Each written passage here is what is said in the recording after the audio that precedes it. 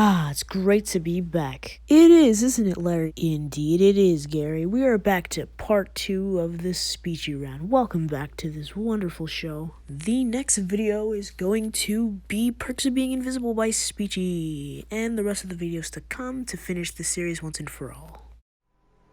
The perks of being invisible. You can cheat on tests. You don't have to deal with people's shit. You don't get called on in class. You can watch videos on your phone all day. You can listen to music with your headphones in. You can sit there and draw. You don't have to deal with people. You can cheat on tests, not dealing with people's shit, not getting called on class. I mean, that's not exactly interacting with something that's supposed to be educating you. These aren't exactly perks for your young audience who should probably be learning this stuff. Now, I'm not gonna sit here and act like I'm a saint and don't pay attention in class from time to time, but I wouldn't go and openly give advice to do it. I'm pretty much non-existent. According to the people at my school, at least. Maybe it's attributed to the fact that I'm not the prettiest person on the planet, but the thing is, I'm no Quasimodo either. I'm just kinda, eh. People look at me and most of them go, eh. And yet you said you were one of, if not the most attractive girl in your senior class. Not lying about that, but I'm not about to go and fucking expose people to prove a point. But honestly, I was probably one of, if not the most attractive girl in my senior class, and that's pretty low bar. Even though you said it was low bar, that's still pretty much the opposite of or almost the opposite of what you were saying earlier, because you said that you were but you literally just called yourself the prettiest girl to grad in your senior class. Maybe it's because I'm a bit of an asshole. To be honest with you, I'm not the nicest person. But when I don't want to talk to you, I make it obvious. Brutal honesty is not the most desired trait in a high school girl. Of course, this is not all bad. People don't bother me. I don't get called on in class. I'm just kind of not there. I could vanish one day and I bet you anything no one would notice. But granted, I don't particularly care. I kind of have this I don't give a shit attitude towards life. I don't know, maybe they're scared of me. I have a naturally loud voice, and whenever someone bothers me, I just kind of go like this. You're projecting. That's not natural. We just had this discussion. I let people know what's up, but I'm not a naturally mean person. 10 seconds ago, you called yourself an asshole, which is the definition of a naturally mean person.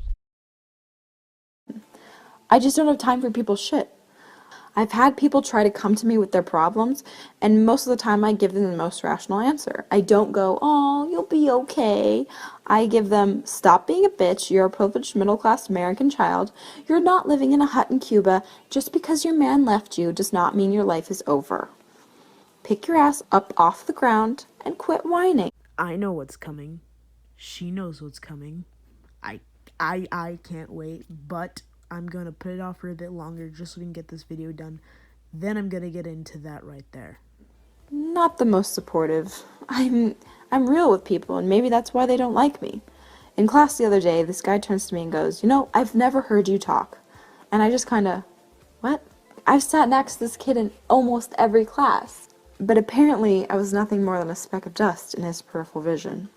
Granted, I don't bother to talk to him, because I thought he was cute. And I don't know how to interact with boys. But that's for another story. The thing about people bothering me, whenever someone's trying to mess with me, I just give them this dead-ass stare. Cold, dead-eye, 1,000-mile stare. I don't say anything, I just stare. And most of the time, they will stop. You are just the queen of edgelords. Terrified, and leave me alone. It's great. It's great. Another possibility is the fact that I have resting bitch face. As I have been informed by a few of my friends, my face just is naturally mad. I guess my face is an asshole. But what it all boils down to is the fact that I don't put myself out there. I don't make an effort to talk to people. And when I do, they're either too scared or they have no interest in talking to me to bother. So I just kind of sit there, drawing, listening to music, doing my best at not doing my schoolwork. But the moral of the story is, If you're one of those art kids that no one talks to, either because you're an asshole, an introvert, or you just don't give a shit, there are perks to being invisible. Being the star student or the popular kid isn't always the best, and there are plenty of things we can get away with that the straight A's kid, or the I have 800 Facebook friends and I know all of them kid, can't get away with. Because everybody sees them. What exactly would you want to get away with? Because that's not exactly being the best role model. Just reminding you, you have a very susceptible and easily manipulated child audience. Anyway, hope you guys enjoyed the video. I will be trying to make this a weekly thing now, even though I can't animate for shit. This is still fun, and I'm gonna keep doing it. Peace.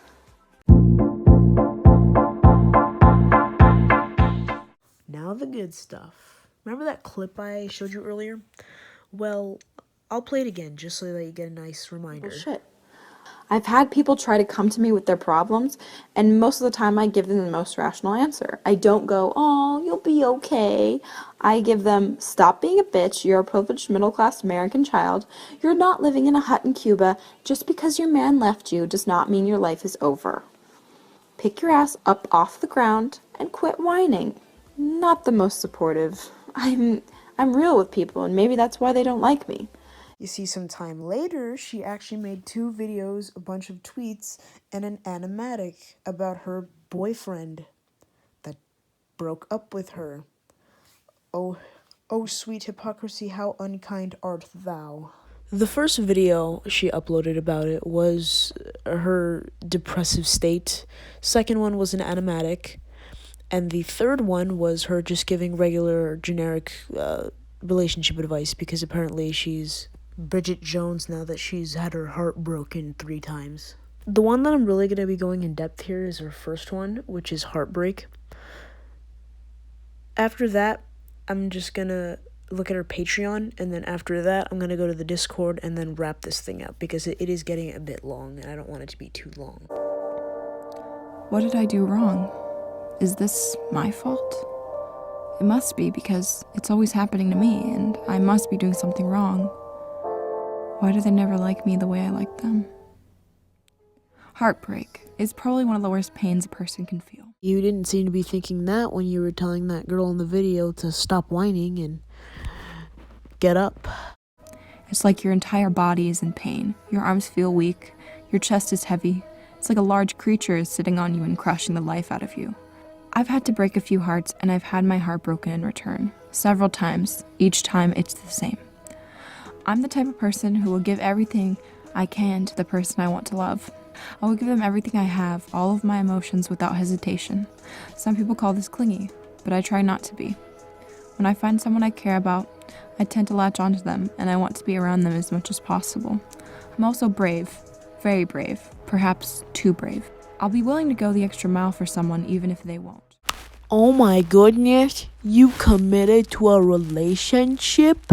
You are just so brave. My goodness, what will we do without you, Spechie? It's almost always one-sided. I'll spend the money I can to go see them. I'll be willing to do anything to make them happy. And I like it that way. If I can make someone happy, I'm happy. And I'll give them everything. 3 times total, I've had my heart broken badly. First, it was my best friend of 6 years. I confessed to him and he rejected me adamantly.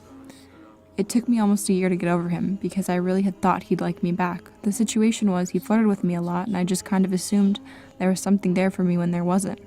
The second time was a friend. At that time, we rushed into a relationship. I wouldn't even call it a relationship. We dated, sort of. It was long distance and doomed from the start. But I really did like him, more than I should have. He made me laugh and he was fun to talk to, just a genuine person. He wasn't a guy that I was attracted to for his looks, but his personality. And the last, final, most recent one. The reason I decided to make this video. I was dating this guy, long distance again, for almost 2 months. In fact, it would have been our 2 months on the 4th. Is it long distance, or is it someone that you met over the internet? Because if it is, then let's be honest, it doesn't count. Like, let's be real here. Let's be brutally honest. And he broke up with me on the grounds of time. Time is hard, and I understood his reasons, but it made me very sad. Very, very sad. to the point where I did something I'm probably going to regret. I don't hate these three. It may seem like that under the anger and the sadness about what they did to me, but they all have a pattern. I was the one willing to sacrifice and give myself up to them, and they could not or would not do the same. It's a common issue, one side giving up everything to someone who can't or won't give the same amount. A relationship is about sacrificing. Sometimes you have to give up something to make someone happy, and sometimes you have to realize you're going to get hurt. It sucks, it really does. But those three made me happy, even for a short time, even if they broke my heart. I don't think any of them will watch this video, but it doesn't matter. The video isn't for them, it's for you. Dearest watcher, heartbreak is horrible. It will rip you apart from the inside out, render you useless and bedridden. I would venture to say it's worse than depression in some regards, but it isn't the end of the world. You'll be able to pick yourself up and you'll move on. In this current time period, you may feel like you can't move on or that you'll never find someone you care about as much. But you will, and through trial and error, you will find someone who dedicates themselves as much to you as you do to them. Relationships and romance are hard. Sometimes it feels like it's not worth it, and maybe it's not. But for all the pain, I was happy for a short time. With my best friend, playing video games every night, going out to eat at McDonald's because we were both broke 16-year-olds. To my friend, keeping me laughing through everything, and always knowing what to say to make me smile. And to the final guy, making me feel wanted, keeping a smile on my face. Looking at him just made me happy. Just seeing his face was enough to make me smile. A thought of him would make me happy. It's sad that it's over, but it's okay. Life may seem unfair, life hurts, but it's all part of growing up and learning. If you're suffering from heartbreak, just know that I felt the same. That your mother, your brother, your sister, your father, they've all felt this feeling. We all go through it at least once. It doesn't have to be romantic. Sometimes it can be a pet dying, a friend betraying you, a family member leaving, but we've all experienced it. As someone who's gone through it 3 times, I can tell you, you'll be okay. Another soul on this fucking planet was.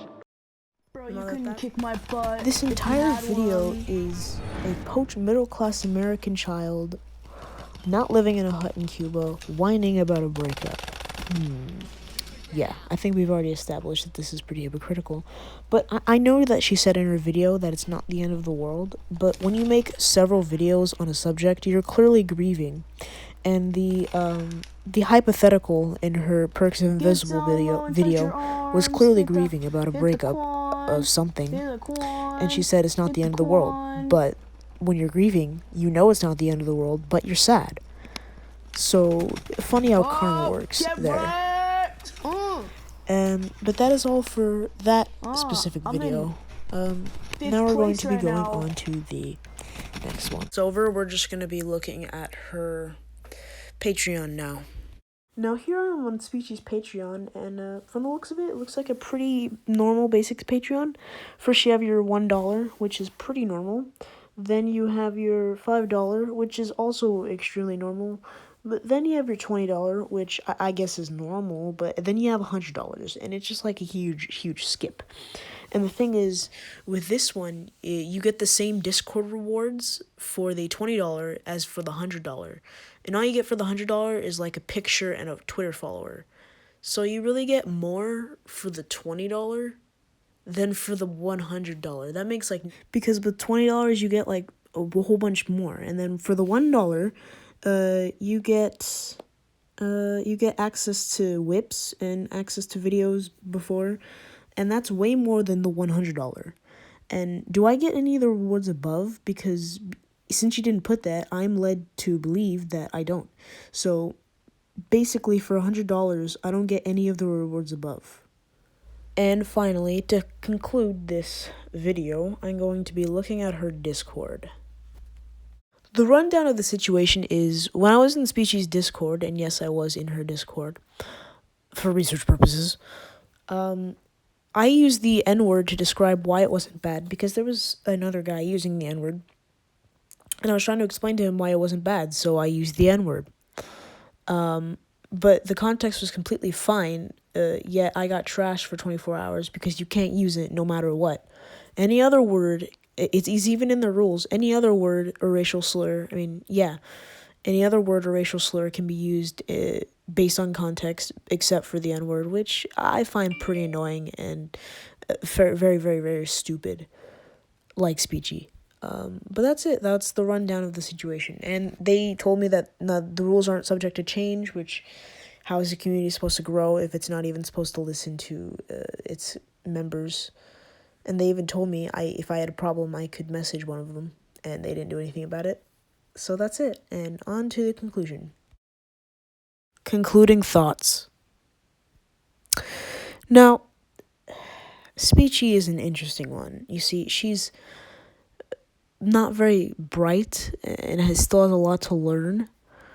But I guess you could say she has potential. Like, with the whole relationship thing, she clearly had a lot of ignorance, but learned through time. But I guess that's all humans. I still don't like her regardless. And I'm going to end this video. It was nice spending hours working on this, but I'm finally done. And I can go to sleep now. Goodbye.